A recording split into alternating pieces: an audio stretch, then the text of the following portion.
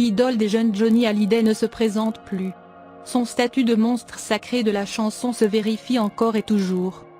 En effet, bien qu'il ait quitté ce monde le 5 décembre 2017, à l'âge de 74 ans, il continue de faire couler de l'encre sur la toile.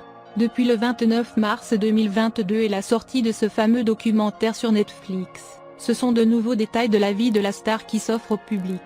Des détails néanmoins glaçants à en croire le témoignage de son ex-femme Adeline Blondiau. Johnny Hallyday n'aurait en effet pas seulement été amoureux de celle qui partageait sa vie pendant 4 ans, il aurait aussi été particulièrement violent. On revient avec vous sur les déclarations poignantes d'Adeline Blondiau dans Johnny par Johnny.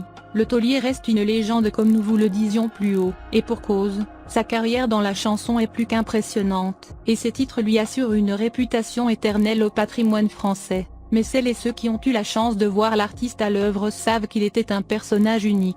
Johnny Hallyday était une personne rare et ses proches n'ont que du positif à rapporter à son sujet. Enfin, presque tous.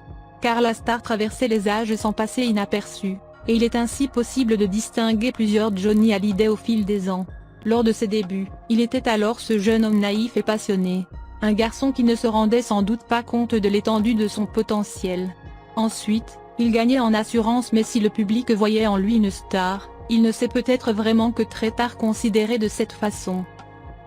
Il serait possible de parler de Johnny Hallyday pendant des semaines sans se répéter tant il a fait de choses.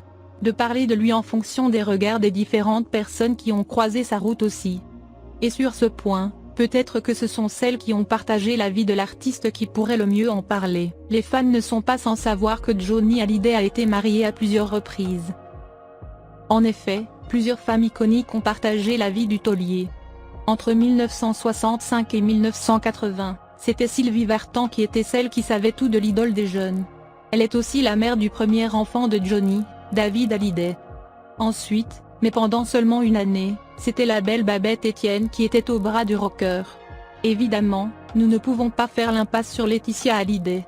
C'est elle qui a été la dernière épouse de Johnny Hallyday et qui l'a côtoyé le plus longtemps aussi. Entre 1996 et 2007, ils ont adopté 2 filles que le monde entier connaît de par le rayonnement international de la carrière du taulier. Jade Hallyday et Joy Hallyday sont encore aujourd'hui grandement sollicitées par le public du rocker.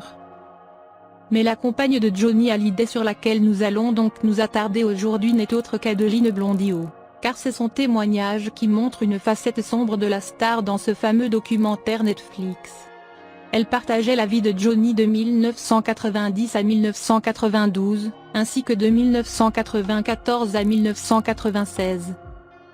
Une fois qu'on s'est retrouvés en tant que mari et femme, il fallait que j'accepte beaucoup plus que ce que j'aurais pensé. J'ai perdu une grande partie de ma liberté. Mon métier, c'était Johnny, confiait-elle pour commencer. Ce que j'ai vécu de lui, c'est le Johnny privé. C'est celui qui se réveille la nuit pour aller manger sa soupe, et qui a des cauchemars, qui a du mal à dormir, à qui il faut tenir la main, qu'il faut rassurer. Déclarait l'ex-femme de Johnny Hallyday. Mais comme le précisent nos confrères du magazine Closer, le taulier avait un penchant pour la boisson à cette époque, je me suis retrouvée à boire moi aussi pour comprendre l'autre. Disait alors Adeline Blondiau à ce sujet.